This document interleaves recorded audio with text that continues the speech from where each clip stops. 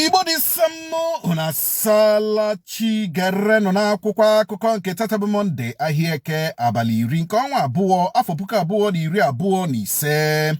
Onye isi oche ọhaneze Youth Council bụ Comrade Ahia Eke anọghị n'ụlọ itiri anyị ka ụlọ ọrụ ndị uwe ojii steeti Imo kwuru bụ akụkọ anyị hụrụ n'akwụkwọ akụkọ Daily Post. N'otu akwụkwọ akụkọ Daily Post ka anyị hụrụ akụkọ sịrị nwaafọ Naijiria ọzọ anwụọla n'ụlọ itiri ndị uwe ojii na South Africa. Benjamin Okoli dị afọ 40 ka ndị uwe ojii mba South Africa kụgidere ihe kụgbuo ye ka otu nwaafọ Naijiria bụ Jeremiah Okoye dị afọ 50 nwụchara n'aka ha. Mkpata na mmefu afọ 2025 eji m n'aka na agwọ agaghị elo nke a ka Atiku kwuru bụ akụkọ ọzọ gbara n'akwụkwọ akụkọ Daily Post na akwụkwọ akụkọ Vanguard ka anyị hụrụ akụkọ sịrị onye uwe ojii ọkwa Assistant Superintendent of Police ASP egbuola onwe ya na steeti Niger. Akụkọ kọrọ na ọ bụ nna onye uwe ojii a hụrụ ozu nwa ya nwoke ka o koro n'elu ebe o ji ụdọ kwụgbuo onwe ya. Nwunye m na-ezigara ụmụ nwoke ọtọ ya ka Paul nwoke ọcha na-akụ egwu ka ama ama kwuru bụ akụkọ ọzọ gbara n'akwụkwọ akụkọ Vanguard. N'otu akwụkwọ akụkọ Vanguard ka anyị hụrụ akụkọ sịrị ụjọ dị na egbuola mmadụ 9 dịka ọsọ gbara n'obodo obele kansụl Emoha nke steeti Rivers ka ndị otu nzuzo kwakọrịtara egbe. Amamaka La Liga, otu egwu bọọlụ Barcelona ahụọla otu egwu bọọlụ Sevilla ka ji site n'ije ọkpa 4 agbatara naanị otu chie ha eze ndị ara bụ akụkọ anyị hụrụ n'akwụkwọ akụkọ Punch. N'otu akwụkwọ akụkọ Punch ka anyị hụrụ akụkọ sịrị unu atụnyekwarala onye gọvanọ ọbụla jụrụ ịkwado iwu sharia na steeti ya ka onye imam ndị Lekki Lagos gwara ndị ụka Muslim. Ọ dị mma. Onye isi oche ọhaneze ndị Igbo Youth Council bụ Comrade Ahia Eke ka a nọrọ n'ụbọchị Satọde buru ndị bu egbe about 7 of them bịara burie ebido gbagharịwa jụwa ajụjụ mewe investigation bịa chọpụtazi kpọmkwem na gọvanọ steeti Ebonyi bụ Nwifuru onye dunyere ndị bịara buru ya bụ nwa okorobịa. Gịnị ka Ahia Eke mekwere nu gọvanọ Nwifuru? Naanị na Ahia Eke dịka onye isi oche ọhaneze Youth Council kwuru na ha agwala dis gọvanọ 4 days before ndị Fulani herdsmen awakpo Amego nọ na kansụl Ishienu nke steeti ahụ na ha nyere information, but they didn't work with information. Njiji ahụ ejie. So they came out to say, we warned the governor, we informed the governor. Lekwe information anyị na-enweta, lekwe filas anyị na-enweta, and the governor failed to do something. Now, he said it. Typical of APC governors, typical of APC government, typical of how they tend to stampede freedom of speech, typical of all of them. Ye digende share Ebonyi, Bimo State, mad arrest without telling the state CID none over here. Imo State Police had her way. Anyway, we are still, this is a developing story, we are still following it up. By the end of today, tomorrow, I get the information and those. Adema, dịka o siri gbara kwuru ugbu a,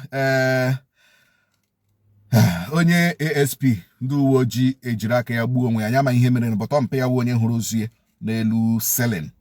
Ọ dị maka ọ dị ugbu a obodo a na-akpọ obele na kansụl Emoha nke steeti Rivers njinje ejele ebe ahụ dịka mmadụ 9 nwụrụ ọsọ agba n'obodo ahụ ebe ndị otu nzuzo nọ na-ama aka ndị ka agba egbe na ndị ka nwee weapon. Ọ dị ma tupu anyị aga n'ebe ọzọ, onye imam ndị Lekki na Lagos agwala ndị Muslim ha nwakwala anwa throughout Nigeria tụọrọ onye ọbụla bụ onye na-anaghị akwado Sharia law vote. Ịghọtago? So they want Sharia law and Sharia court to be established in all the states in Nigeria. But they can only establish it in the north. And of course, they know they can't try it in the southeast here. They can't try it here. They can try it elsewhere. Onye arịọkwala arịrịọ n'Igbo agbụrụ chọrọ ịnọrọ onwe ha abụghị dị iwu ka Nnamdi Kanu kwuru bụ akụkọ anyị hụrụ n'akwụkwọ akụkọ Punch, n'akwụkwọ akụkọ Nigerian Tribune ka anyị hụrụ akụkọ sịrị Falana agbala Facebook akwụkwọ n'ụlọ ikpe maka iji olu ya aha ya ihu ya atụ mgbere ọrịa ọ na-amaghị anya ya. Ọgụ ndị ndọrọndọrọ ọchịchị na-alụrịta n'onwe ha bụ n'egbugbere ọnụ iji mee ndị Naijiria obiọma ka Fayemi kwuru bụ akụkọ ọzọ gbara n'akwụkwọ akụkọ Nigerian Tribune na akwụkwọ akụkọ The Nation ka anyị hụrụ akụkọ sịrị enweghị ezi onye ọchịchị na-agaghị azọpịa ụfọdụ ndị mmadụ ụkwụ ka Obasanjo kwuru. Ndị ọmagwa kansụl Ikwere emeela ngagharị iwe n'ogbugbu onye uwe ojii gburu otu onye obodo ha bụ Bright Egbule ji ụmụ isii akụkọ kọrọ na ndị uwe ojii wụbatara n'ogbe ebe nwokorobịa na ndị ọzọ bi dịka otu onye n'ime ha kpọpere gbagbuo ya ka ha na-achọ onye na-ere ọgwụ ike. Ụlọ ọrụ ule jambụ adọla ogige ndeba aha maka ule jambụ CBT Centers aka na ntị ejikwala abalị edeba aha ụmụ akwụkwọ bụ ndị chọrọ ile ya bụ ule maka nchekwa ha bụ akụkọ ọzọ gbara n'akwụkwọ akụkọ The Nation na akwụkwọ akụkọ Dịsụde ka anyị hụrụ akụkọ sịrị kwụsịna ịrịọ arịrịọ ka a tọhapụ Nnamdi Kanu, onweghị ihe o mere ka ọkaiwu Nnamdi Kanu kwuru. 120 ụzọ dị mma kwuru na ọ rụrụ ashị ka PDP na steeti Imo kwuru bụ akụkọ anyị hụrụ n'akwụkwọ akụkọ Nigerian News Point. N'otu akwụkwọ akụkọ Nigerian News Point ka anyị hụrụ akụkọ sịrị ụlọ akwụkwọ Polytechnic Nekede emeela ka ụmụ akwụkwọ mara na agbawala akwụkwọ ule supplementary. Ọchịchị etiti ahọpụtala Prọfesọ Onyeka Chijioke dịka Acting Vice Chancellor Alvan Ikoku Federal University of Education Owerri bụ onye ga-amalite ọrụ taa ruo ọnwa 6. Ọ dị mma dịka o si gbadakwuru ugbu a Alvan Ikoku Federal College of Education enwe na Acting VC bụ Prọfesọ Chijioke Onyeka otu a ka o siri wee mee ọ ga-anọ ruo 6 months before emezie ahọpụtaza a substantive VC for the university. Ọ dị mma Poly Nekede ekwuole na ha erewele supplementary form adị ama maka ndị chọrọ ịgbafe supplementary. Nnamdi Kanu ekwuole onye arịọzila arịrịọ onye ezezila arịọ Tinubu onye jezila arịọ Tinubu tọhapụ ya o mere gịnị? Tọhapụ ya na mmadụ so he wants self-determination. Self-determination kamgbe 1956. The first motion removed for self-determination of Nigeria was moved by Anthony Enahoro of Action Congress in 1966. That was the first self-determination moved under the British colonial masters. And Nigeria was granted independence in 1960. Now, in the Nigeria, in the conglomerate, you know, na nchịkọta na-achịkọtara agbụrụ dị iche iche kpọ ha Nigeria ọhịa m na-achị ikwu ihe ha n'asụsụ bekee. Na nchịkọta na-achịkọtara agbụrụ dị iche iche ma agbụrụ ndị na-asụ nta ma agbụrụ ndị na-asụ Igbo ma agbụrụ ndị na-eme Imo ma agbụrụ ndị na-eme nta achịkọta ha ọnụ kpọ ha one Nigeria. That is the problem of this country. This country called Nigeria is a business venture for British, for the Britain.